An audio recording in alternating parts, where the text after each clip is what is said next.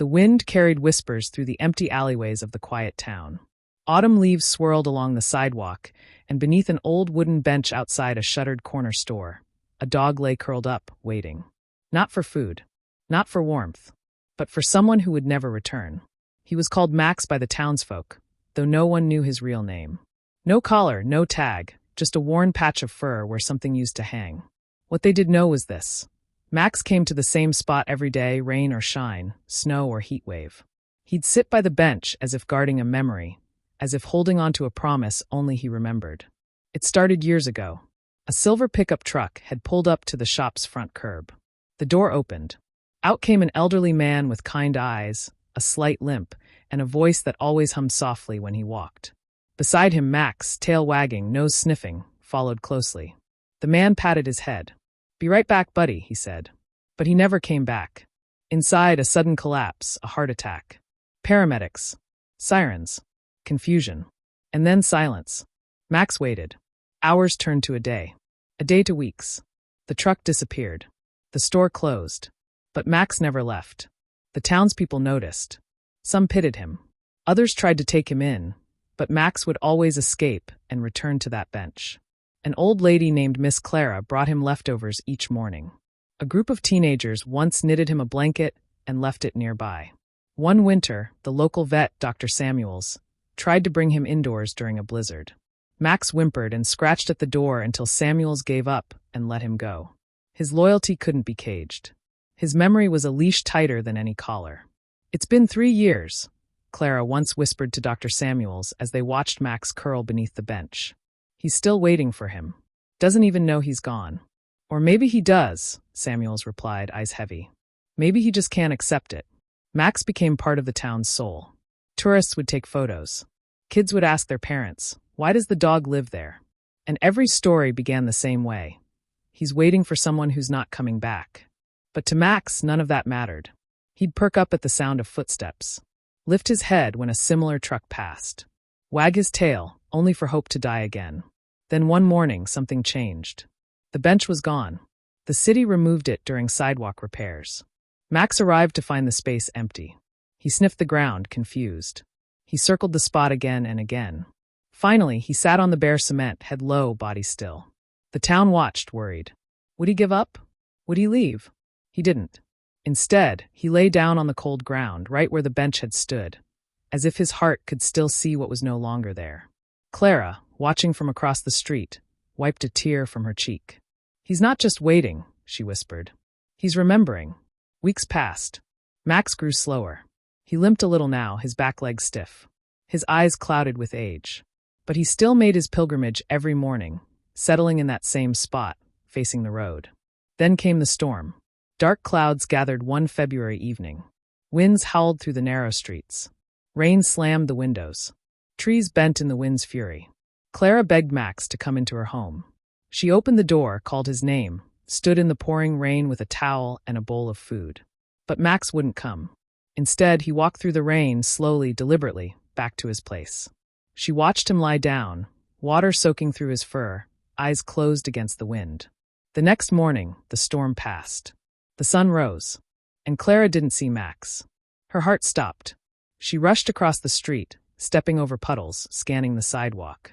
Then she saw him. He was still there, but he didn't move. His fur, soaked but glistening in the morning light, barely stirred in the breeze. Clara dropped to her knees. "Max!" She touched his side. A slow breath rose beneath her hand. He was alive, but something was different in his eyes. They were distant now, far away, like he was starting to forget the world around him. Or maybe deep down, he finally knew the truth. He wasn't waiting for someone anymore. He was holding on to a ghost. And as Clara sat beside him, tears mixing with the wet pavement, Max rested his head on her lap. For the first time, he didn't lift his head when a truck drove by. End of part 1. For days after the storm, Max didn't move much. He no longer sprang to attention at every sound. His ears, once alert and twitching at the bark of distant dogs or the rattle of delivery trucks, now barely stirred. The energy that once clung to his every step seemed to have drained into the cold cement beneath him. Clara came every day. She brought warm broth, fresh blankets, and sat beside him without saying much. The townsfolk watched with a quiet reverence, as if in the presence of something sacred. Max wasn't just a dog anymore. He had become a living monument to love, to loyalty that time couldn't erode. Then one afternoon a boy appeared. He was around 10, wearing a blue hoodie 2 sizes too big and dragging a suitcase behind him. He stopped outside the closed store and stared at Max for a long moment. Clara, noticing from her porch, called out gently, "Are you lost, sweetheart?" The boy hesitated, then shook his head. "I was told to come here. I think this is where my grandpa used to come. He had a dog, a brown one, with a white patch on his chest." Clara's heart skipped a beat. She stepped closer. "What was your grandpa's name?" "Walter. Walter Green." She gasped. That name hadn't been spoken aloud in years. "You wait right here." She rushed back into her house and returned with a faded photo from an old town bulletin board. It was wrinkled at the edges but clear enough. A man, tall, gentle-faced, stood beside Max back when his coat was fuller and his eyes brighter. The boy looked at the photo, then at Max. "That's him," he whispered. "That's Rusty. Grandpa said he left him behind. He always cried when he talked about it." Clara's voice trembled. "He didn't leave him. He collapsed in this store. Never got to say goodbye." The boy crouched beside Max. The dog stirred. "Rusty," he said softly. Max's ear twitched. Then he opened one eye. It wasn't recognition, not quite. But there was something. A flicker. A shadow of a memory brushing against the present. The boy reached out and placed a hand on Max's paw. "I'm Leo. Grandpa was my mom's dad. She told me about you. I never thought. I didn't know you were real." Max didn't move at first. Then slowly, very slowly, he lifted his head and licked Leo's fingers. Clara's breath caught. He remembers. From that day forward, Leo came every afternoon. He brought books and read aloud beside Max.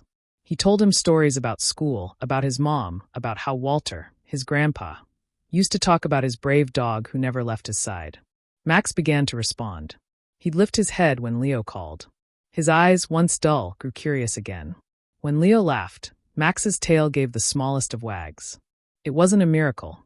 It was slow, gentle, like the soft return of spring after a brutal winter. One Sunday, Leo showed up with a backpack and a sleeping bag. "I asked Mom if I could stay the night," he said. "She said it was okay, just this once." Clara brought them cocoa and warm bread. The townsfolk watched from windows and whispered to one another with hearts full of hope.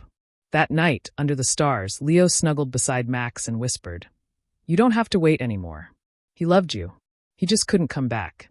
Max licked the boy's cheek and rested his head on Leo's chest. The next morning, Max stood up. For the first time in months, he stood without trembling. He looked down the road, not in hope, but in peace. He turned toward Leo and nudged the boy gently with his nose. Leo smiled. "Want to come home with me?" Max wagged his tail. Clara burst into tears on her porch. It wasn't the kind of joy that makes you shout. It was the kind that breaks you open, fills every crack with light, and makes you believe again. Leo called his mom, who arrived in the afternoon. She knelt beside Max and gently stroked his head. "My father never stopped loving you," she whispered. "And now we'll love you for him." Max leaned into her hand. The townspeople gathered that evening. Some brought flowers. Others lit candles. A few children painted a sign that read, "Thank you, Max. The dog who waited." Max didn't understand the words, but he understood the feeling, the warmth, the kindness, the sense that after all these years, he wasn't alone anymore. That night, he slept in a soft bed. A real one, surrounded by love. No more sidewalk. No more storms. But just as everything seemed to settle into a happy ending, just as Max's world finally began to feel whole again, something unexpected happened. And it would change everything. End of part 2. It began with a letter. Leo's mom had been cleaning out her late father's storage locker when she found it. Folded carefully in an old coat pocket, written in faded ink, was a note addressed to Rusty. Her hands trembled as she opened it. The paper was brittle, but the handwriting still spoke loud and clear. "My best friend, if I ever don't come back, know that it wasn't by choice. You were more than a dog to me. You were family.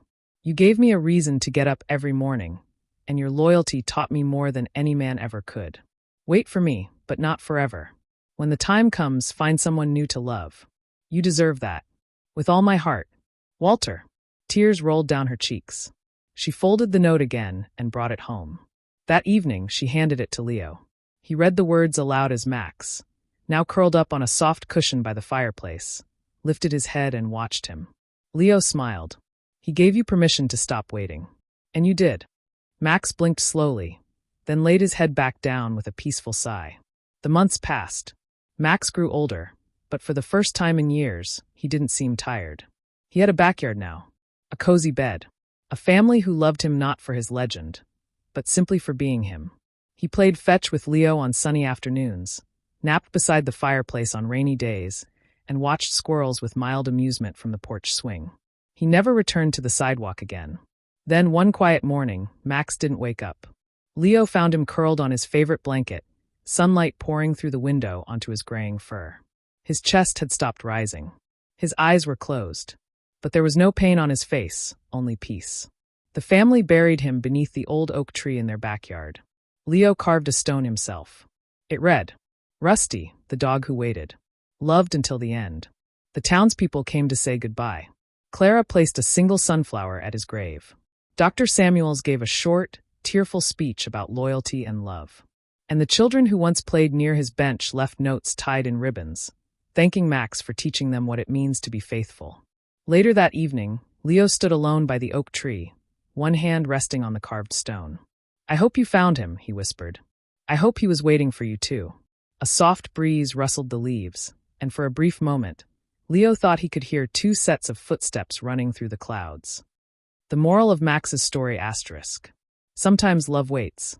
Sometimes it lets go. And sometimes the most powerful thing it can do is move on. Max didn't understand the passage of time. He didn't know about death. But he did know love, and he held on to it with everything he had. His story reminds us that loyalty isn't about staying stuck in the past. It's about remembering with honor, living with purpose, and allowing our hearts to open again, even after deep loss. Max waited, and in the end he found peace. Not in returning to what once was, but in being loved again. The end.